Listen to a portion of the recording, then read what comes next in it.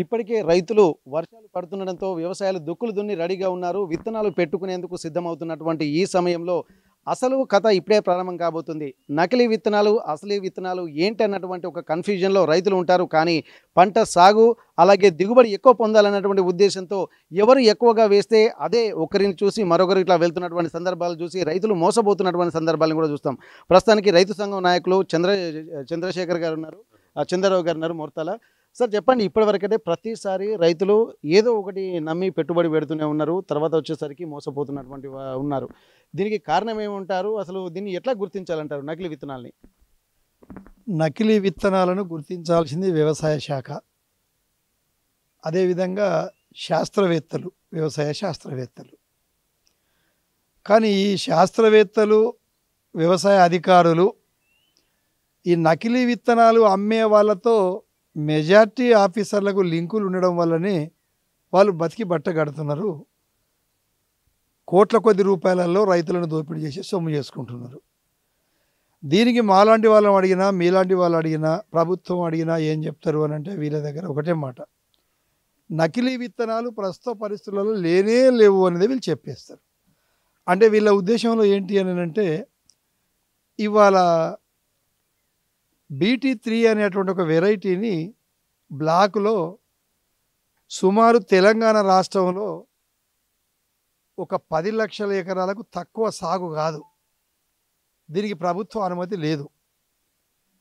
ప్రభుత్వ అనుమతి లేకపోయినా ఈ విత్తనాలు సాగు అవుతున్నాయి అని అంటే వాళ్ళు ఏమంటారు, అనుమతి మాత్రమే లేదు కానీ ఆ విత్తనాలు మంచియేనండి, కాయలు కాస్తున్నాయండి, దిగుబడి వస్తున్నాయండి అనేది వాళ్ళ వర్షన్. అంటే అనుమతి లేకుండా అమ్ముతున్నంత వరకే వాళ్ళు తప్పంటారు కానీ విత్తనాలు నకిలీవి అని అనరు వాళ్ళు.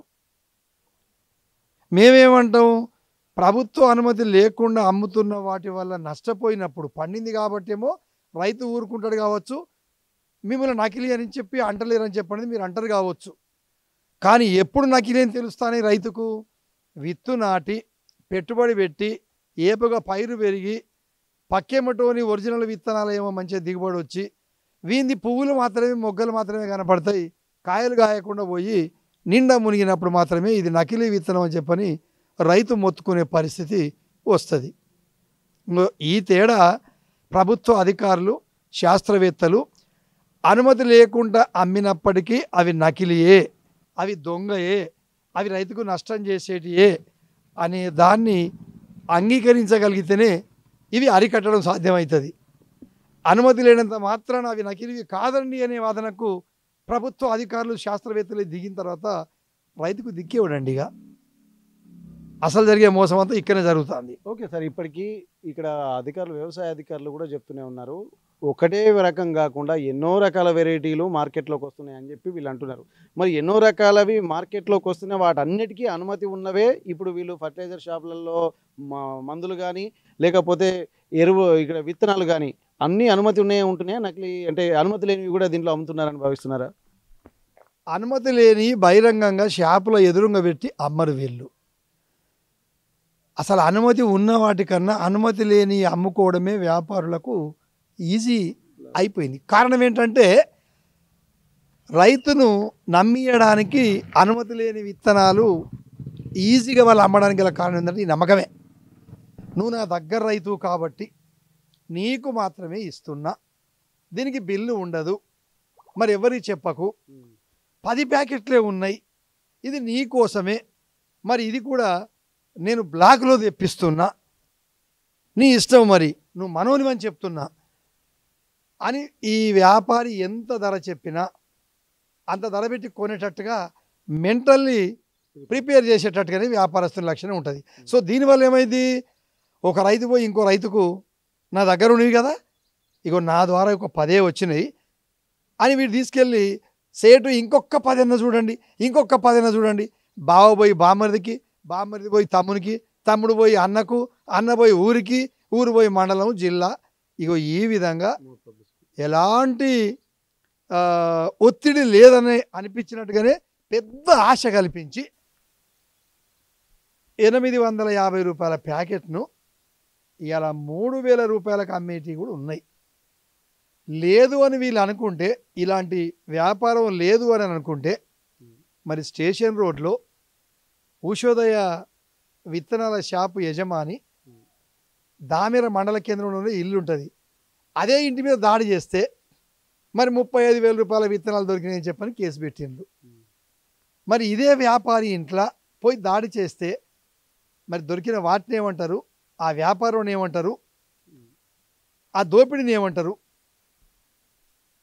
అంటే ఇవి కూడా అధికారులకు 100కు 100% ఎక్కడెక్కడ జీరో వ్యాపారం జరుగుతుందో తెలుసు.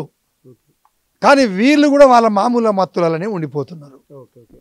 మీరు చెప్పండి సార్, ఇప్పటి వరకు నకిలీ విత్తనాలు కూడా బయటికి వస్తున్నాయి, కొంతమంది మీద కేసులు కూడా బుక్ చేస్తామని చెప్పి అధికారులు అంటున్నారు. మళ్ళీ వీళ్ళే అంటున్నారు ఎక్కడ విత్తనాలు నకిలీ అని చెప్పి అంటున్నారు. నకిలీ లేనప్పుడు కేసు ఎట్లా బుక్ చేస్తున్నారు? మీరు ఏం చెప్పదలుచుకున్నారు దీని మీద?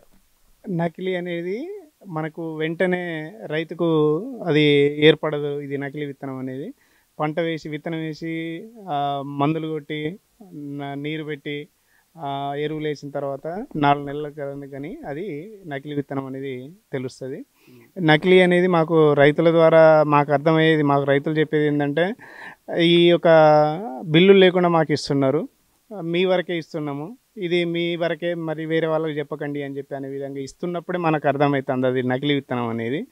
బిల్లు లేకుండా ఇస్తున్నారు కాబట్టి దీని మీద వ్యవసాయ శాఖ కానీ పోలీస్ శాఖ కానీ ఒత్తిడి తీసుకొచ్చి ఇలాంటివి అరికట్టాలని చెప్పేసి మా రైతు సంఘం తరఫున కోరుతున్నాం. ఓకే, మీరు చెప్పండి సార్, ఇప్పటివరకు అయితే బిల్లులు లేకుండా అధికారులు కూడా చెప్తున్నారు బిల్లులు లేకుండా ఎవరి దగ్గర తీసుకోవద్దు, ఒకవేళ తీసుకున్నా ఆ లేబుల్స్ మీ దగ్గర ఉంచుకోవాలి అని చెప్పి, ఒకవేళ నష్టం జరిగితే నష్టపరం ఇప్పించే బాధ్యత మాదని చెప్పినారు.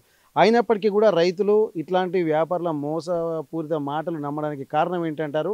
నమ్మి మోసపోవడంలో ఎవరి బాధ్యత రైతు ఉందంటారు? రైతులను చైతన్యపరచడంలో అధికారులు విఫలం చెందారు.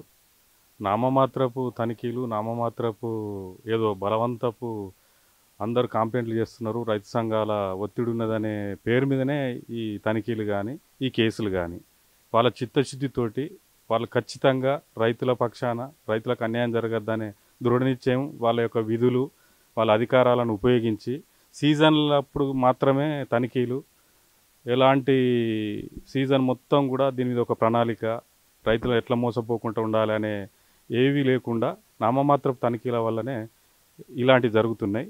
పగడ్బందీ తనిఖీలు, పీడీ యాక్టులు, వాళ్ళ మీద ఇది తూతూ మంత్రపు చర్యలు మాత్రమే చేస్తున్నారు. రైతులేమో ఆశాజీవులు, రైతులు ఎవరిని చెప్పినా తొందరగా మోసపోతారు. ఎందుకంటే 6 కాలం కష్టపడి మీకు ఎంతో లాభం పొందుతారు, ఇది మాకు దగ్గర వాళ్ళనే ఒక ఆశ చూపించి మోసాలకు గురి చేస్తున్నారు. కాబట్టి ఇప్పటికైనా నామమాత్రపు తనిఖీలు కాకుండా, నామమాత్రపు తూతూ మంత్రం కేసులు కాకుండా పగడ్బందీ వాళ్ళకు శిక్షలు పడే విధంగా, వాళ్లకు నకిలీ అంటేనే భయపడే విధంగా, నకిలీ విత్తనాలు, నకిలీ ఇలాంటి మోసపూరిత చేస్తే భయం కలిగే విధంగా వీళ్ళ చర్యలు ఉండాలి. ప్రభుత్వం కూడా దీని మీద ఒక ప్రతి సంవత్సరం అధికారుల మీద కానీ వ్యాపారస్తుల మీద కానీ నిఘా పెట్టి ఇలాంటి చర్యలకు పూనుకోకుండా అధికారులు ఎవరన్నా అధికారులు లంచగొండ అధికారుల మీద కూడా చర్యలు తీసుకునే విధంగా ఉండాలి. Thank you sir. అయితే ఇప్పటి వరకు చెప్పండి. ముఖ్యంగా ఇన్ని ఏండ్ల కానుండి కూడా ఈ నకిలీ విత్తనాలు, నకిలీ ఎరువులు, నకిలీ పురుగు మందుల దందాను అరికట్టకపోవడంలో ప్రధాన పాత్ర ఇప్పటిదాకా మేము చెప్పినట్టు అధికారులది సెకండ్ కిందకే వస్తుంది.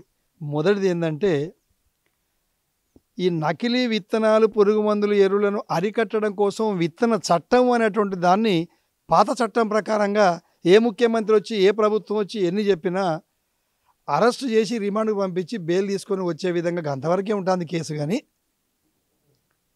అంతకు మిక్కిలి ఆ చట్టాలు లేనప్పుడు మేము ఏం చేయగలుగుతాం అనే కాడికే అధికారులు వెళ్తున్నారు. కానీ రైతు సంఘాలు గత 40 ఏళ్ళ నుంచి డిమాండ్ చేస్తున్నప్పటికీ పోయిన యూపీఏ గవర్నమెంట్లో కొంత రూపకల్పన చేసినలు కొత్త విత్తన చట్టానికి, అది 10 ఏళ్ళు పోయింది, బీజేపీ 10 ఏళ్ళు పోయింది. ఈ 20 ఏళ్లలో కొత్త విత్తన చట్టానికి ఆమోదం అంటూ కేంద్రంలో పొందలేదు. మేమేమంటున్నామంటే రాష్ట్ర ప్రభుత్వాల ఆధీనంలో కూడా విత్తన చట్టాన్ని తయారు చేసి ఆమోదించి అమలు చేసే అవకాశం ఉంది. ఇది మేము నూతనంగా తెలంగాణ రాష్ట్రం వచ్చినప్పుడు కేసీఆర్ను మొదట్లో కూడా కోరినాం. ఆయన చేస్తా అన్నాడు, పీడీ యాక్ట్లు అన్నాడు, ఖమ్మం పోయిన్లు, మిరప విత్తనాల మినోళ్ళని పట్టుకుంటామన్నారు, ఇక జైళ్ళకి అన్నారు, అట్లా అన్నారు. ఇవన్నీ ఉట్టియే. బలంగా కావాల్సిందల్లా నకిలీ విత్తన తయారుదారుల మీద కానీ అమ్మకందారుల మీద కానీ చర్యలు తీసుకునే విధంగా ఎట్లుండాలనంటే, వాళ్ళ పేరుతో ఉన్నాయి కానీ వాళ్ళ బినామీ పేర్లతో ఉన్నాయి కానీ ఆస్తులు మొత్తం ప్రభుత్వం స్వాధీనం చేసుకొని ఆ విత్తనాల వల్ల నష్టపడ్డ రైతాంగానికి ఇవి పంచే విధంగా ఉండాలి, చెల్లించే విధంగా ఉండాలి. వీళ్ళు జీవితకాలంలో ఇక బయటికి రావద్దు బెయిల్ మీద కానీ దేని మీద కానీ. మళ్ళీ అటువంటి కఠినమైన చట్టాలు తెస్తే తప్ప ఈ చట్టాలను అమలు చేయని అధికారుల మీద కూడా చర్యలు ఉండేటట్టు ఉండాలి.